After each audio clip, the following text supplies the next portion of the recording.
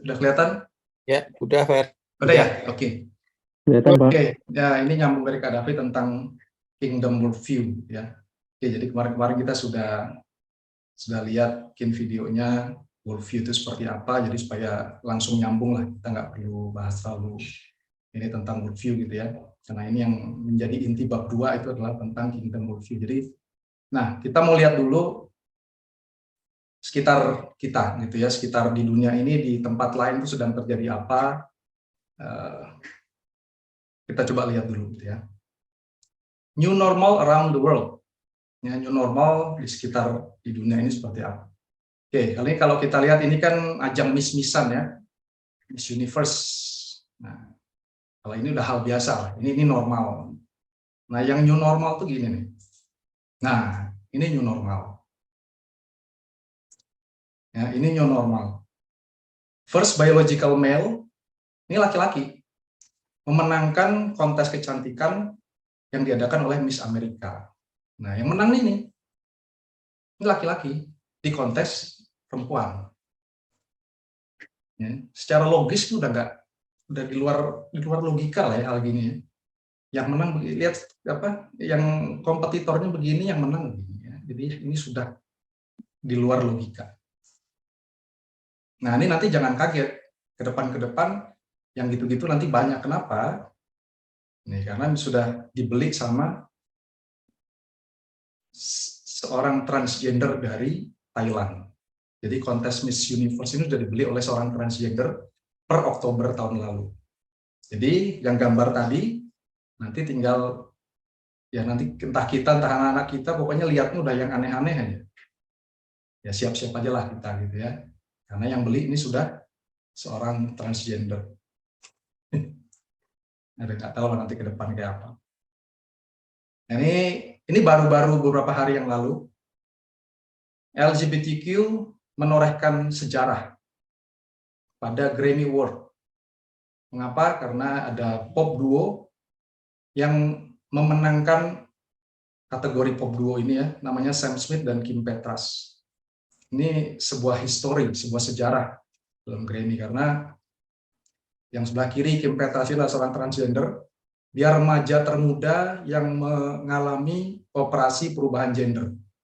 Di umur 16 tahun dia mengalami dia dioperasi, jadinya sekarang seperti ini.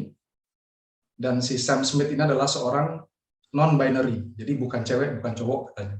Ngakunya gitu. Nah, kalau kita mau lihat lihat YouTube-nya, itu lagunya jelek, liriknya jorok, nggak ada indah-indahnya gitu. Tapi kenapa mereka menang?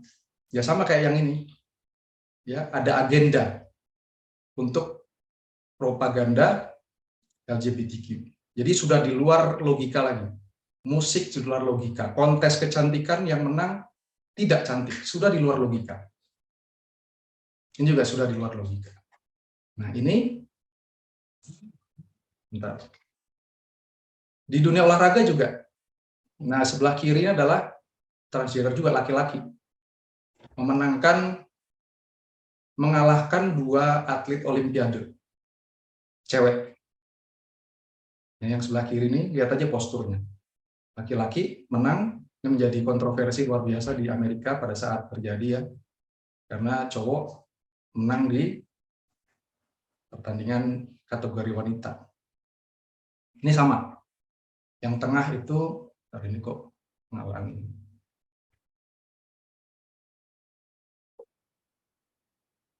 Sama, yang tengah ini juga cowok menang di lomba kategori cewek. Ketika dia berlomba di kategori cowok, dia urutan 72. Nah, dia mungkin udah bosen kalah gitu kan. Udah bosen kalah. Nah, dia bilang, aku sekarang jadi cewek aja. Dan dia ikut di pertandingan kategori cewek. Menang. Gitu. Kalau di kategori cowok, ranking 72. Di kategori cewek, ranking 1. Itulah kira-kira yang terjadi. Ya, nah kalau ini, ya kita sudah lihat, kita tahu lah ini tentang LGBTQ. Nah, ini di bulan Juni, ini ada 1 bulan itu dirayakan sebagai bulannya LGBTQ.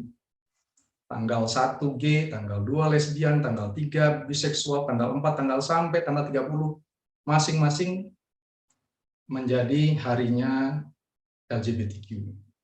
Di bulan Juni. Jadi dosa sudah dirayakan begitu luar biasa gitu. 1 bulan dirayakan untuk LGBTQ. Itu bulan Juni. Jadi siapa yang lahir di bulan Juni? Tanggal berapa itu? Jadi dirayakan bersama mereka. Ya, 1 bulan merayakan LGBTQ. Nah, ini juga varietas-varietas baru nih, udah nggak jelas. Cewek bukan cowok, cewek pakai baju cowok, cowok pakai baju cewek, sudah nggak jelas ya. LGBTQ, Q itu queer ya. Nah ini yang queer ini yang pokoknya nggak jelas ini queer. Nah ini ada spesies baru lagi namanya otherkin. Otherkin ini spesies baru lagi nih. Yang sebelah kiri yang bentuknya apa? Anjing ini. Otherkin ini mereka merasa bahwa mereka bukan manusia. Yang sebelah kiri ini merasa bahwa dirinya adalah anjing. Jadi dia sudah berkeluarga, sudah punya anak, akhirnya dia cerai. Kenapa? Karena dia mau hidup sebagai anjing. Dia merasa dirinya anjing. Jadi dia pakai baju anjing, dia berjalan dengan 4 tangan, 2 tangan dan 2 kaki, ya 4 kayak anjing, dan dia hidup sebagai anjing. Ini spesies otherkin. Ya. LGBTQ+. Nah, plus-plusnya itu yang aneh-aneh ya, salah satunya ini otherkin. Sebelah kanan ya dia hidup sebagai apa nih, kayak singa atau apa. Dia merasa dirinya bukan manusia. Ya. Ini otherkin. Nah, ini dia merasa dirinya adalah seorang kurcaci. Akhirnya dia mengoperasi sampai akhirnya paling kiri ya dia hidup sebagai seorang kurcaci. Elf, nggak tahu bahasa Indonesianya apa ya. Dia elf gitu. Dia merasa dirinya itu elf, terperangkap pada tubuh manusia, akhirnya dia operasi ratusan miliaran untuk menjadi elf, karena dia merasa sebagai elf, sebagai apa, kurcaci ya kalau elf. Nah, hal-hal ini tuh ternyata ketika saya baca, coba riset gitu ya, ini dimulai tahun 1960-an, jadi di Amerika itu terjadi namanya sex revolution, sexual revolution, itu terjadi 1960-an. Nah, itu nanti ada hubungannya sama yang kemarin saya sudah share tentang cultural Marxism itu. Ternyata bukan ini hal-hal apa ya baru ya. Baru sekitar 70 tahun yang lalu dimulainya sexual revolution. Ini terjadi 1960. Ya, ketika manusia dia mengeksploitasi hal-hal seksual itu sedemikian rupa menjadi bisnis pornografi, itu dimulai 1960-an. Oke, tadi ada yang merasa dirinya sebagai elf, ada yang perempuan merasa laki-laki, ada yang laki-laki merasa perempuan, ada yang merasa menjadi anjing, macam-macam. Tapi di sisi lain ada juga yang merasa sebagai Tuhan. I am God. Tadi manusia merasa menjadi anjing, kalau ini ada tempat lain bilang I am God and you are God. We are God. I am God and so are you. Aku Tuhan, kamu Tuhan, kita semua Tuhan. Gitu. Nah, ada satu lagi yang tentang, ini yang terjadi di Syria sana ya. Oke, ya kita tahu, kita baca beritanya tentang khilafah. Waktu di WA juga, Brother Elia juga sudah singgung tentang kerajaan khilafah ini. Ya, di sini kita bisa baca ketika khilafah ditegakkan. Ini buku ini cuplikan ini saya ambil dari buku majalah resminya ISIS. Kebetulan saya punya download crop dari majalahnya ISIS. Di sini dibilang pemimpinnya khilafahnya bilang, oh Muslim di mana-mana, glad tidings to you and expect good. Raise your head high. For today, by Allah grace, you have a state and khilafah, which will turn your dignity dan segala macam. Nah, ini di bagian dunia sana ada yang seperti ini dan masih sedang berlangsung. Gitu. di sini dibilang mana nih? Ya, di sini bilang so let the world know that we are living today and in new era. Ini ada era baru. Di bagian dunia lain sana. Nah, ini namanya website ini namanya The Religion of Peace. Ini The Religion of Peace. Kalau kita tanpa VPN, website ini nggak akan bisa dibuka. Jadi harus pakai VPN karena website ini disensor oleh Indonesia. Jadi kita nggak akan bisa buka Religion of Peace ini kalau pakai network biasa gitu ya. Nah, website ini men-tracking teror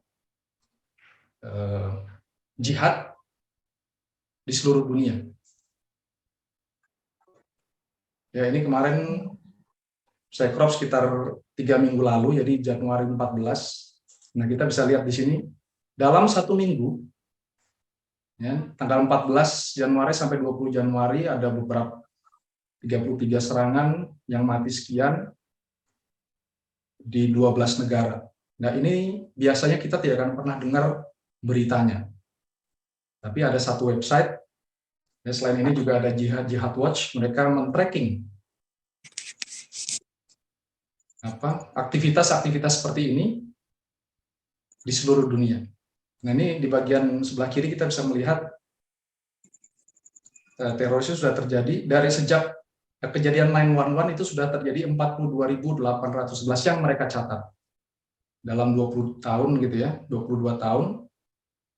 Bisa dibagi aja nanti setahun berapa, sebulan berapa, dan itu terjadi ya karena ada worldview yang memang ingin seperti itu.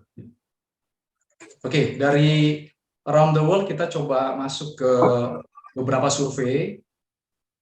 Ya, ini survei dari Barna. Dan sekali lagi karena saya belum dapat hasil-hasil survei sejenis ini di Asia atau khusus di Indonesia gitu ya.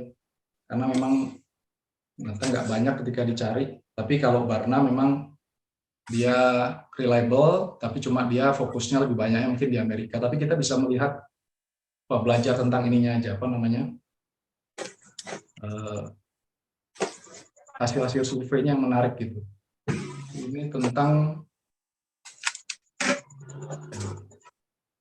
New Age ya, New Age. Ya, presentasinya mereka percaya bahwa semua orang menyembah Tuhan yang sama. Gitu. Semua agama itu menyembah Tuhan yang sama. Jadi kita nggak perlu saling mengkritik, kita nggak perlu. Pokoknya kita hidup sama-sama aja. Sudah semakin banyak orang yang berpikiran bahwa kita semua sama. Gitu. Kita akan mengarah pada Tuhan yang sama. Nah, ini juga sebuah survei terhadap pendeta-pendeta di Amerika. Nah, ini cukup miris kalau kita baca. Jadi di sini bilang dari hanya 37% dari pendeta-pendeta di Amerika itu yang punya biblical worldview.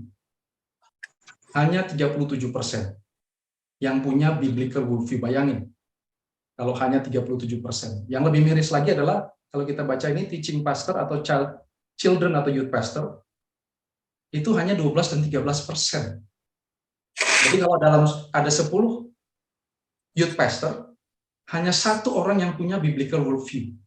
Yang 9-nya dibilang di sini worldview-nya sudah hybrid, sudah campur-campur. Sinkretisme. Bayangin, yang ngajarin anak-anak, yang ngajarin youth, hanya 1 dari 10 yang punya biblical worldview, menurut survei ini gitu ya. Yang lainnya sudah campur-campur. Nanti campur-campur dengan apa? Nanti kita bisa lihat seperti apa campur-campurnya gitu. Tapi ya ini survei. Ini survei untuk generasi dari baby boomer, Gen X, milenial, Gen Z. Ya, sekarang gen apa terbaru tuh, gen apa tuh? Generasi apa? Nah, balik lagi ke alpha gitu ya, ke A. Jadi ini dibilang ateisme sedang meroket, sedang naik di generasi Z ini. ateisme yang mayoritas, yang populer. Sini bilang today's teens are less Christian and more confused about moral and spiritual. Remaja-remaja udah tambah bingung tentang hal-hal moral dan spiritual, mereka udah bingung mau berpegang dengan apa.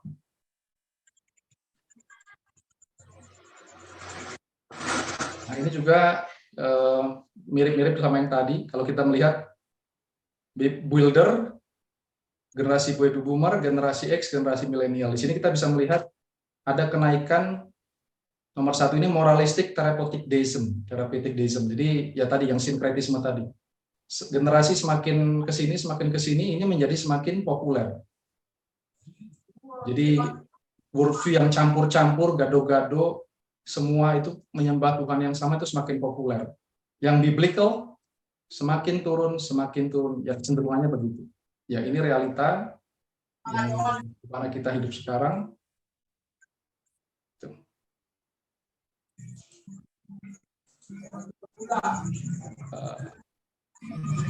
Oke, nah saya balik ke sini. Di sini ada sebuah kesimpulan.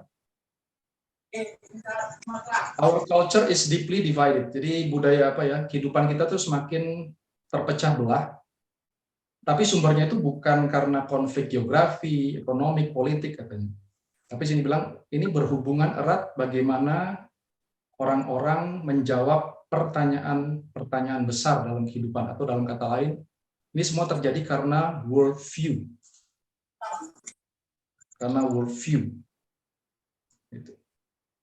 Sedikit tentang worldview. Worldview itu adalah kepercayaan yang paling mendasar. Ya, kita sudah lihat di video itu. Worldview itu bicara tentang bagaimana kita menjawab pertanyaan-pertanyaan besar dalam hidup kita. Apakah Tuhan ada? Apakah semuanya ini, bagaimana semuanya dimulai? Apakah yang salah dengan dunia ini? Apa jawabannya? Siapa saya? Kenapa kita manusia ada di dunia ini? Pertanyaan moral, apakah saya sudah hidup baik atau tidak? Apa yang terjadi setelah saya mati? Nah, itu semua pertanyaan-pertanyaan big question.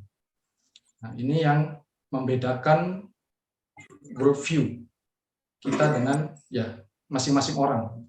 Kita masing-masing harus mengecek nanti worldview kita apa. Worldview itu akan menentukan respon kita terhadap semua pengalaman, terhadap semua informasi yang kita terima. Worldview kita yang akan menentukan. Akan mempengaruhi apa yang kita rasakan, pikirkan, katakan, lakukan, dan rencanakan.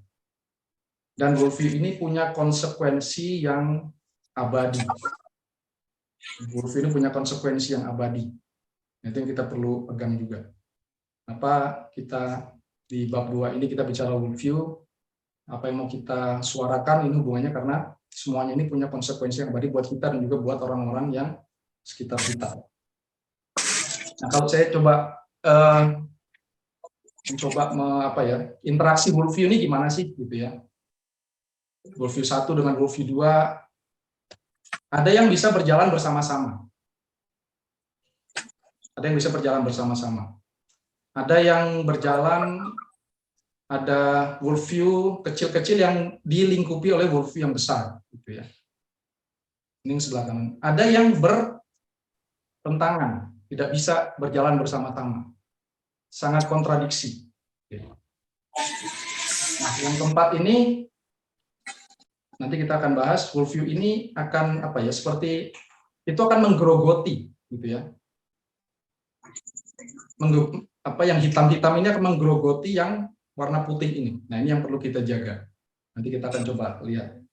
Tapi ini saya coba membuat interaksi antara worldview ini seperti apa sih? Gitu. Coba menganalisa aja. Itu ada beberapa tipe. Nah, ini kalau worldview yang tergerus, tergerogoti, gitu ya, oleh yang hitam-hitam, ya akhirnya worldview-nya jadi tidak penuh lagi. Worldview-nya sudah terpengaruhi, sudah tergerogoti, ya akhirnya tidak bulat lagi, tapi jadinya begini, gitu ya, sudah bolong-bolong di sana sini.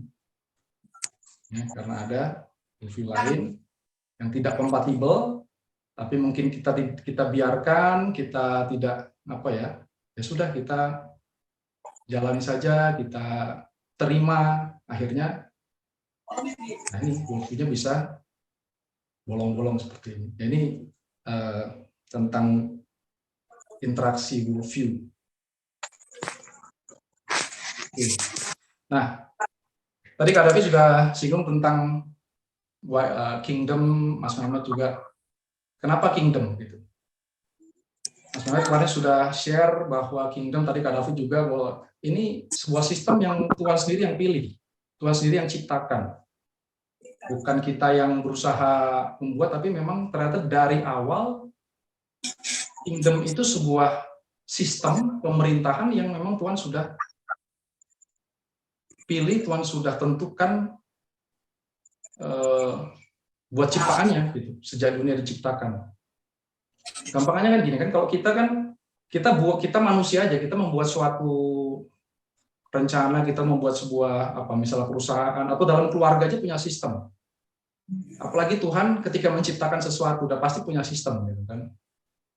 Nah, sistemnya apa? Kalau kita baca dari Kejadian sampai Wahyu, kita akan temukan ya sistemnya itu adalah sistem kerajaan. Jadi yang pertama, kenapa kingdom? Karena ini jadi sense of reality. Jadi ini kenyataan kita, realita kita ini adalah realita kerajaan. Ini yang mau kita suarakan, yang mau kita beritakan, bahwa ada kerajaan. Ini realita. Realita yang Tuhan ciptakan ini adalah realita kerajaan. Kita hidup dalam kerajaan. Kita mau terima atau enggak, reality itu tidak berubah. Kita mau sangkal, reality tidak berubah. Langit itu biru, orang mau bilang langit itu merah, langit itu warna kuning, ya dia itu langit itu biru, itu realitanya gitu. Jadi kenapa kita bicara kingdom ini, kita ngomong tentang realita. Terus yang kedua, kenapa kingdom? Karena kingdom is now, sekarang. Kalau heaven hell itu nanti, gitu kan? Maksudnya apa? Ini kita ngomong tentang urgency. Kalau kita karena saya ada di apologetika, sering ketemu yang macam-macam, yang terutama ke Muslim gitu ya. Dulu saya beritanya dulu adalah surga neraka gitu. Tapi sekarang beritanya sudah beda. Beritanya kingdom. Kenapa? Karena surga neraka itu nanti. Tapi kalau kingdom itu dari sekarang, dari yang dulu itu sampai sekarang, kingdom itu yesterday, today, tomorrow itu kingdom. Jadi urgent, ini urgent, bukan masalah nanti. Bukan masalah heaven and hell itu nanti gitu. Orang membayangkannya terima Yesus itu supaya nanti, bukan. Kita bicara kingdom itu bicara sekarang, bicara urgent itu sekarang. Ini jadi sense of urgency sekarang. Terus yang ketiga, ini tentang sense of battle, peperangan. Kenapa? Karena ya kalau kita lihat kerajaan itu dia tidak statis. Kita lihat kerajaan Israel, kita lihat kerajaan dimanapun, histori kerajaan Persia, histori Assyria, semuanya kerajaan itu tidak akan statis. Kerajaan itu pasti akan memperluas teritori dan dia memperluas pengaruh. Itu sudah nature-nya kerajaan. Jadi tidak bisa diam. Kita mundur atau maju. Itu jadi ketika kita ngomong kerajaan, kita juga ada sense of battle-nya. Dan genderang perang ini sudah dimulai sejak Kejadian 3, itu sudah ada genderang perang. Sampai Wahyu, ya isinya perang juga. Gitu. Karena kerajaan itu tadi selalu expand. Secara teritori, secara influence, pengaruh, dia akan expand. Oke. Itu tentang kenapa kingdom itu. Nah, ya ini kalau kita mau jelasin katakanlah ke anak-anak gitu ya, ke anak kita, kerajaan iblis itu seperti apa? Kita kan nggak akan jelaskannya kan iblis yang seperti ini gitu ya. Udah nggak zamannya kita ngomong, iblis tuh ada tanduknya, ada ininya gitu. atau yang seperti ini gitu kan, kuasa gelap tuh kayak gini gitu, yang lucu-lucu ini gitu kan, udah nggak begitu lagi, atau malah yang begini, oh kerajaan itu lucu gitu, kerajaan gelap itu kayak Casper. Nah, yang saya renungkan adalah gimana kita bisa menjelaskan kuasa gelap gitu ya. Kita bisa lihat manifestasinya adalah dalam worldview. Jadi kalau kita mau jelaskan tentang kuasa gelap, manifestasinya adalah dalam bentuk worldview yang menyerongkan atau menentang kerajaan Allah ini. Ya, itu ada macam-macam lah sekitar Kingdom of God itu yang memeranginya, ateisme, Islam, monisme, segala macam lah, kita bisa baca nanti apa bisa aku share gitu. Dan ini adalah battle of worldview, peperangan worldview. Nah, kalau saya coba menyederhanakan gitu ya, dari segala macam yang sepertinya random ini, kalau kita coba sederhanakan, kita akan melihat, nah, kita bisa bagi, coba sederhanakan seperti ini, dilihat dari tujuannya, dilihat dari strateginya, gitu. Nah, kita bisa melihat yang atas ini, cultural Marxism itu tujuannya adalah total destruction. Jadi kehancuran total. Yang mereka bawa, worldview yang mereka bawa adalah kehancuran total. Ya. Mereka nggak peduli, mereka nggak punya alternatif, mereka tidak punya jawaban. Yang mereka inginkan adalah kehancuran kerajaan. Gitu. Yang bawah, Islam ini satu worldview yang khusus karena dia punya target atau dia punya tujuan adalah total replacement, penggantian total. Kenapa? Karena mereka sudah punya konsepnya sendiri. Tuhannya mereka sudah punya konsepnya, surganya sudah ada, rajanya sudah ada, kingdomnya mereka sudah punya konsepnya, hukum-hukum mereka sudah punya konsepnya, kitab suci mereka sudah punya konsepnya. Jadi mereka akan menggantikan total replacement. Yang sebelah kiri, New Age.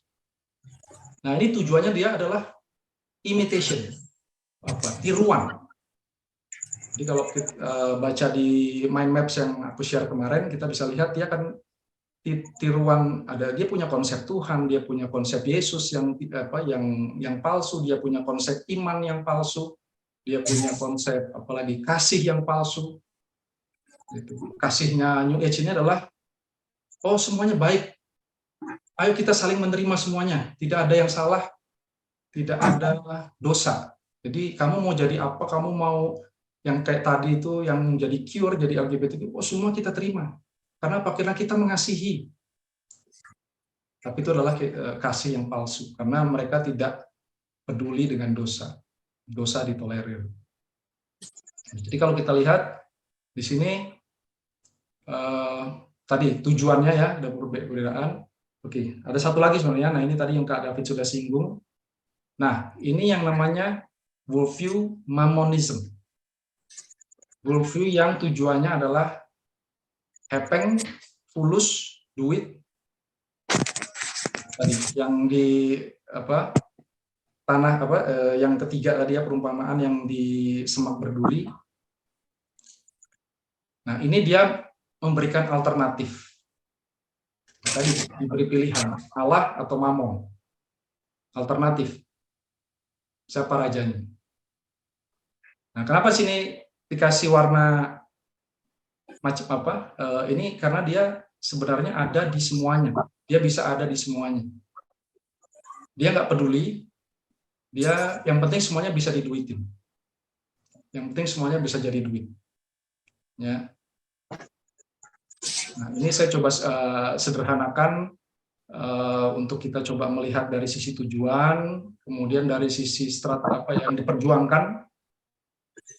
Cultural Marxism ini memperjuangkan yang warna biru ya, freedom, kebebasan, kemerdekaan. Mereka tidak mau terikat, nggak mau ada Tuhan. Kenapa Tuhan itu mengikat? Nggak mau ada keluarga. Kenapa keluarga itu mengikat?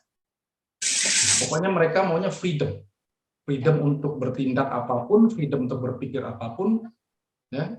Makanya kalau di mind maps yang saya ini coba kita baca coba sedikit, kita melihat ke mind maps-nya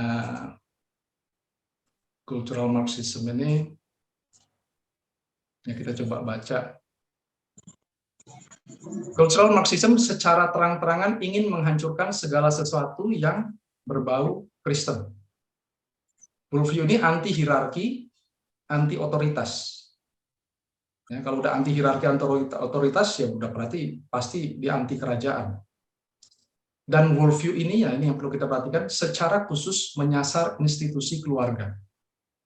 Karena melalui keluargalah nilai-nilai kerajaan Allah ditanamkan. Jadi musuh kita sudah tahu apa yang harus dihancurkan.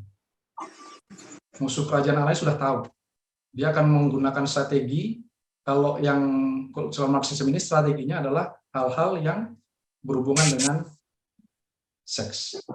Nah, kalau kita baca sejarahnya, kita baca apa yang ini, mereka mengeksploitasi segala sesuatu tentang seks. Kenapa? Untuk menghancurkan keluarga dan pernikahan. Itu tujuan. Itu tujuan mereka.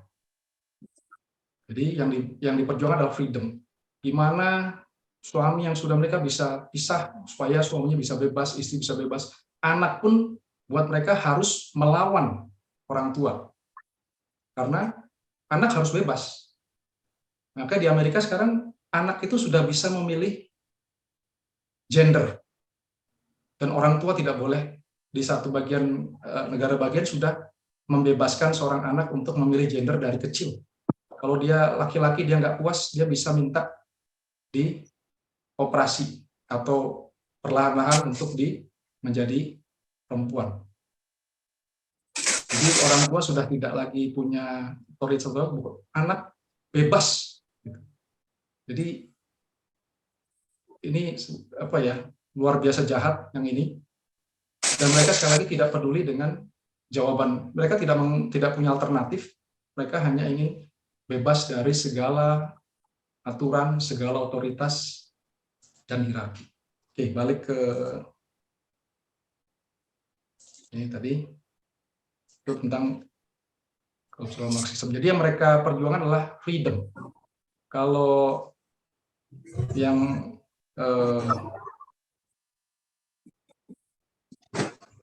Islam ini dia menggunakan strateginya adalah fear and sex. Kita tahu ya, kalau di Islam itu ada apa ya, ancaman. Mereka yang meninggalkan Islam, mereka yang ini bisa dibunuh. Dan mereka menggunakan strategi jannahnya itu adalah jannah yang sangat kotor, surga yang sangat kotor, yang isinya adalah ya hanya begitu-begitu ya isinya. Nah, kalau New Age, ini yang mereka jual adalah divinity, ketuhanan. Maka tadi dibilang, apa? Aku Tuhan, kamu Tuhan, kita semua Tuhan. Yang mereka jual adalah ketuhanan. Kamu bisa punya, apa? Kamu bisa ngomong dan kamu akan menerima sesuai yang kamu ucapkan. Kamu pengen mobil, bilang mobilnya apa, warnanya apa, gitu. Tinggal klaim. Kenapa? Karena kamu Tuhan. Ya, kalau di Mamon ini mereka apa? Jargonnya adalah security, satisfaction. Jadi keamanan dan kepuasan yang mereka jual. Ya, nanti kita bisa melihat ada, kalau di cultural Marxism kita akan sama mereka tuh pasti bicaranya logik. Kalau New Age hal-hal yang spiritual itu yang mereka pakai. Kalau dengan Islam kita apa diskusinya atau pertempurannya tuh dalam aspek teologi dan hukum-hukum. Nah, yang atas Marxism dan Islam itu menggunakan cara yang frontal attack yang merah ini. New Age menggunakan penyusupan. Ya. Nah, ini yang kalau gereja kita sebagai orang Kristen harus sangat awas. Kenapa? Karena New Age ini masuknya dengan sangat halus sekali. Karena dia punya imitasi. Ya, imannya punya iman yang imitasi, kasihnya kasih imitasi. Kalau kita tidak awas, kita tidak hati-hati, kita bisa terjebak oleh New Age ini. Kalau Mamon, dia mendistract, dia mengalihkan, ya, dengan keamanan, dengan kekhawatiran, dengan tipu daya kekayaan yang tadi Kak David share tadi, dia mendistract kita. Nah, itu Mamon dengan strategi distraction. Gitu. Nah, kira-kira ini mungkin ini belum lengkap, ya. Nanti kita bisa lengkapi, tapi paling nggak begini, kita bisa mulai melihat musuh-musuh kita, penyerangan-penyerangan yang terjadi dengan cara-caranya, dengan tujuan-tujuannya, ya, ada yang dengan frontal, ada yang menyusup, ada yang ya macam-macam. Kita bisa melihat dan kita bisa mulai awas gitu ya. Kita harus sudah mulai punya sense, oh ini apa nih gitu, yang sedang berusaha ditawarkan, yang sedang berusaha diberikan kita. Iblis sedang menggunakan cara yang mana, kita bisa awas dan kita bisa meresponnya dengan pas gitu.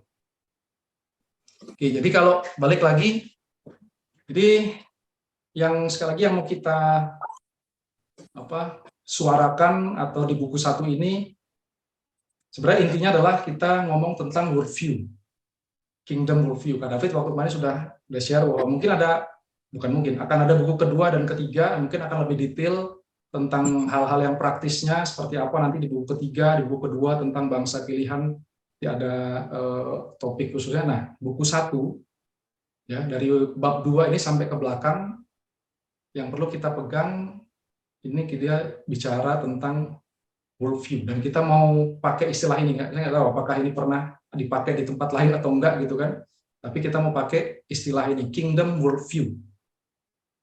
Ya, bukan sekedar Christian biblical worldview, tapi kingdom worldview. Kenapa? Karena Christian, istilah Christian itu kan baru baru abad pertama, Bible juga baru lengkap. Gitu. Tapi kingdom, kata David tadi share, dari awal kingdom itu sudah ada. Jadi kita mau suarakan ke dunia, suarakan ke gereja Tuhan, kita punya kingdom worldview.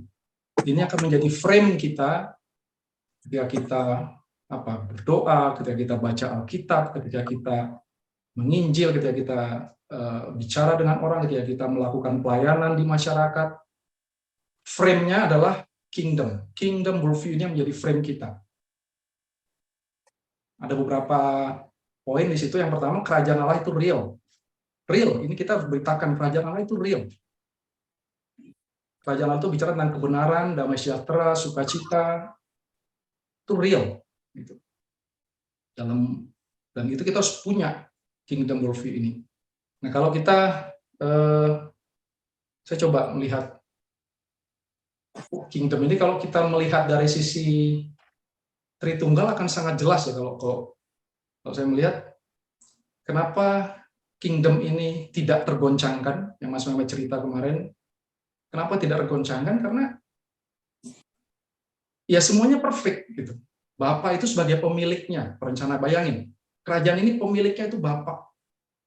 Rencananya, grand planner-nya, owner-nya itu God the Father, Bapa. Kemudian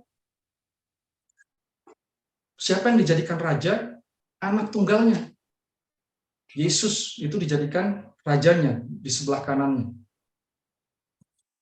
Dan dia bukan raja yang sembarangan. Dia raja yang sudah belusukan, dia sudah datang menjadi manusia, berinkarnasi, dia tahu apa yang kita rasakan, dia tahu apa yang menjadi pergumulan kita.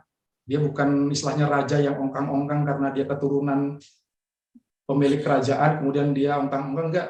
Dia raja yang luar biasa, yang tahu, bahkan dia mengorbankan dirinya menjadi sama seperti manusia. Dia raja yang luar biasa. Dan yang ketiga, Roh Kudus, penasehat kerajaannya itu luar biasa juga. Roh Kudus itu sebagai penasehat kerajaan. Kingdom's counselor-nya itu Holy Spirit. Jadi makanya kenapa kerajaan itu tidak tergoncangkan? Ya ini, Bapa, Anak, Roh Kudus, Tritunggal itu yang membuat kerajaan tidak tergoncangkan. Dan di kerajaan ini, yang ada adalah anak-anak kerajaan. Jadi tidak ada, kerajaan Allah itu hanya punya status yang di dalam kerajaan Allah itu statusnya adalah anak. Tidak ada orang asing, tidak ada orang yang menyuap untuk masuk ke dalam kerajaan Allah, enggak ada. Hanya ada anak-anak kerajaan. Dan bagaimana menjadi anak? Hanya lewat satu cara, menerima karya penebusan Yesus. Tidak ada status lain. Hanya anak-anak. Dan anak-anak ini dimandatkan, yang tadi Kak David sudah share, adalah menjadi imam-imam kerajaan. Ini adalah mandat yang kita terima sebagai anak-anak kerajaan. Ya kira-kira mungkin kingdom worldview itu seperti ini, gitu ya. Oke, jadi kesimpulannya ada beberapa. Di Taman Eden manusia menolak raja dan kerajaannya. Manusia kehilangan kerajaan dengan segala isinya di Taman Eden. Jadi dosa bukan sekedar karena menolak tidak taat, tapi sebenarnya yang terjadi adalah manusia menolak raja dan kerajaannya. Dan sejak kejadian 3, manusia kehilangan statusnya, kehilangan mandatnya, kehilangan hubungan, kehilangan kebenaran, damai sejahtera, sukacita. Jadi di kejadian 3 yang terjadi sebenarnya adalah manusia menolak raja dan kerajaannya dan kehilangan kerajaan, kehilangan status, kehilangan mandat kerajaan. Karena itu ketika Yesus datang sebagai raja yang berusukan, yang dia bawa adalah Injil Kerajaan Allah. Yang dia bawa adalah the gospel of the kingdom of God. Kenapa? Karena itu yang kita kehilangan itu. Karena itu yang dia bawa adalah Injil Kerajaan Allah. Kemudian yang kedua, kesimpulannya, think globally, act locally. Ya, tadi kita sudah lihat kira-kira mappingnya secara global itu. Kita sudah lihat musuh-musuhnya secara global. Kita sudah melihat strategi-strateginya secara global. Nah, bagaimana kita bertindak secara lokal? Maksudnya bertindak secara lokal ya kita mulai melihat ke keluarga kita mulai melihat ke pernikahan kita, keluarga kita yang paling dekat, gitu ya, tetangga kita, baru kemudian kota, baru kemudian bangsa. Tapi maksudnya think globally, tapi kita act locally and grow. Baru setelah kita di lokal kita mulai istilahnya berbenah, tapi tidak hanya cukup di lokal, kita mulai grow, kita mulai suara, kita mulai grow, kita mulai berkembang, berjejaring dan segala macam. Nah, grow ini untuk sementara kita pahami sebagai bertumbuh, cuma nanti di belakang kita mungkin akan ada sesuatu tentang grow ini nanti di sesinya Mas Ariel mungkin akan lebih jelas kalau memang nanti akan disinggung. Tapi untuk sementara grow ini kita terima saja dulu sebagai pengertiannya bertumbuh, dan memang di sini pengertiannya memang bertumbuh, tapi ada satu yang spesifik nanti tentang grow. Jadi think local, globally, kita act locally, tapi kemudian kita tidak berhenti, kita grow. Yang ketiga, nah ini yang perlu kita refleksi adalah apa worldview kita sekarang. Setelah kita mendengar ini, nanti kita ikuti sampai sesi-sesi berikutnya. Yang perlu kita lakukan adalah kita melihat ke dalam apa worldview kita, apa yang mempengaruhi worldview kita, gitu. Apa yang tadi kan ada ilustrasi bisa tergerus, gitu ya, bisa terpengaruh oleh yang lain-lain. Nah, ada nggak worldview kita sudah terpengaruh dengan worldview apa? Kita perlu cek. Kita cek dan dicek, kemudian yang kita lakukan adalah metanoia, perubahan pikiran, perubahan Roma 12 ayat 2 bilang mengalami pembaharuan budi. Metanoia. Dan sekali lagi yang mau kita suarakan, yang mau kita miliki, ya ini kasih karunia Tuhan adalah kita memiliki kingdom worldview. Sekali lagi buku ini fokusnya adalah tentang worldview. Kita memiliki kingdom worldview. Kemudian di Efesus 6 ayat 10-20 kita bisa baca, yaitu tentang selengkap senjata Allah, gitu ya. Ada beberapa keyword di situ. Yang pertama, kita kuat di dalam Tuhan. Ya, kita kenakan seluruh perlengkapan senjata Allah karena kita sudah tahu sekarang musuh-musuhnya yang menyerongkan kerajaan Allah itu seperti apa, dengan berbagai macam cara-caranya. Mari kita kenakan seluruh perlengkapan senjata Allah, supaya apa, kita bertahan melawan tipu muslihat iblis. Kita bisa bertahan. Paling tidak kita bertahan, tapi kita tidak cukup untuk bertahan. Tapi paling enggak di sini di Efesus kita diingatkan untuk kita bisa bertahan melawan tipu muslihat musuh, karena perjuangan kita bukan melawan darah dan daging. Tadi worldview itu yang kita jadikan musuh bukan orangnya, ya, tapi kita bisa melihatnya peperangan dalam worldview. Ya memang worldview itu akan menjadi tindakan, orangnya akan bertindak sesuai dengan worldview-nya. Tapi firman Tuhan bilang perjuangan kita bukan melawan darah dan daging. Ya, keyword berikutnya adalah kita mengadakan perlawanan pada hari yang jahat. Hari ini hari yang jahat, dan ke depan hari-hari tidak akan bertambah baik, hari-hari justru akan bertambah jahat, sama seperti di Nuh, ya, sampai waktunya air bah, itu siapa yang masuk ke bahtera itulah yang akan. Jadi ini yang perlu menjadi catatan adalah hari-hari ke depan kita tidak akan melihat hari-hari yang lebih baik, tapi justru kita akan melihat hari-hari yang jahat dan semakin jahat. Karena kita tadi sudah melihat, ya, ada worldview yang memang ingin menghancurkan, ada yang worldview yang ingin menggantikan. Ya, kita harus mengacu ke Efesus 6 ini. Kemudian supaya kita tetap berdiri dan kita memberitakan rahasia Injil. Jadi rahasia Injil. Nah, kita sedang mencoba membongkar, dan dengan kasih karunia Tuhan kita berdoa kita bisa menangkap rahasia Injil ini, Injil Kerajaan Allah. Dan ini ada sebuah quote, ya, Kingdom of God trumps everything. Ya, kerajaan Allah itu mengatasi segala sesuatunya. Tidak ada kerajaan lain yang boleh ada di dalamnya. Rika David juga sudah singgung, kita sedang tidak diri kita, organisasi kita atau apapun, jangan kita membuat kerajaan sendiri. Itu artinya kita sedang mengkudeta Tuhan, kita sedang mengkudeta rajanya. No other kingdom is allowed. Kingdom of God itu nggak buka cabang, nggak buka franchise, jadi hanya satu. Jadi kita pilihannya adalah kita di dalamnya, dan kita menghambakan menyembah raja, atau kita melawan. Itu pilihannya hanya dua itu. Kita ada di dalam kerajaan untuk menyembah dan berbakti itu kepada raja, atau kita melawannya dan kita mengkudeta. Hanya itu aja pilihannya. Oke, mungkin dari saya itu sih yang mau share tentang penyerongan-penyerongan. Kembalikan lagi, mungkin Kak David mau ini merangkum tadi, menambahi.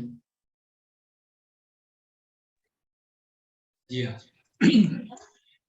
baik, cukup jelas. Jadi saya tambahi, cuma mungkin kalau nanti ada pertanyaan atau diskusi silakan, karena ini cukup agak susah kan materinya, agak mungkin kita bingung atau istilah-istilah baru, ya berdoalah sama Tuhan nanti untuk bisa dibukakan lah lebih jauh. Jadi saya kira kita lanjutkan minggu depan untuk gimana sih ngatasi masalah-masalah mungkin yang penyerongan-penyerongan. Nah, kita dibawa untuk bagaimana kita kembali untuk menjadi imam-imam di dalam kerajaannya. Bagaimana hubungan kita dengan Tuhan bisa dipulihkan, bagaimana kita bisa menggenapi atau mencapai apa yang Tuhan mau, yaitu imam-imam di dalam kerajaannya. Karena itu minggu depan kita akan belajar itu. Nanti dilanjutkan aja di diskusi kalau ada pertanyaan, karena ini memang cukup panjang ya, pasti ada versi ini, versi itu, tapi yang saya pesankan satu hal ya, bolehlah untuk diskusi memperkaya, tapi satu, jangan sampai pengetahuan itu yang membuat kita kehilangan untuk mendapatkan kerajaan itu. Jadi doa sungguh-sungguh untuk bisa Tuhan mulai bukakan, singkapkan tentang rahasia kerajaan ini. Baik, saya kira itu. Ya, tahu cukup atau gimana? Besok ya. Kita cukupkan.